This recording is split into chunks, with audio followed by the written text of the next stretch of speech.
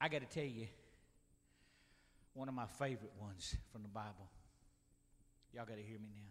Please hear my heart. It's in the Gospel of Mark. Mark 16, verse 9. It says, after he'd risen early on the first day of the week, he first appeared to Mary Magdalene, from whom he had cast out 7 demons. Now, the Bible tells us very little about this woman. We don't know much about her. It doesn't even record the initial meeting of her and Christ. So, please indulge me again as I embellish the story a little bit. People, I think we can be safe in this, probably saw Mary Magdalene as a sick, troubled woman. The demons probably abused her and caused her pain. That's what they do. She may have cursed and spit at everyone as she saw, and there's no doubt that she was someone who was in a mess.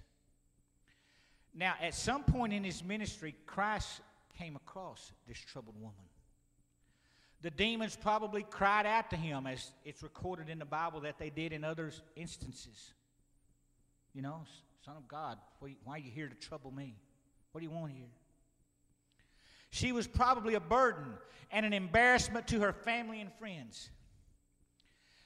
Somehow, Jesus looked upon her and saw something quite different than everyone else. In the middle of her mess, he looked into her heart. And Jesus saw a woman that would follow him in his travels and minister to him, bringing him food and water. In the middle of her mess, Jesus saw a woman that would hold his mama's hand when they were nailing him to the cross. In the middle of her mess, Jesus saw a woman who would be the first to the tomb on the morning of the third day. And today, the old church calls her the apostles to the apostles, because Jesus saw a woman that he would first tell, go tell my disciples I have risen. You think anybody else saw that in Mary Magdalene? You think anybody else there believed that she could really become what she became to God? Do you understand why anybody can walk in this door? Anybody can come in here and take a seat. I don't care where they've been, what they've done, what they're doing.